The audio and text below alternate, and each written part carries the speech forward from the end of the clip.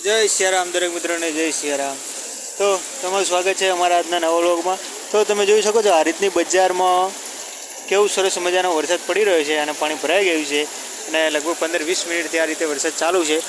તો તમે જોઈ શકો છો કેવું સરસ મજાનું પાણી વહી રહ્યું છે અને વરસાદ કે મારું કામ।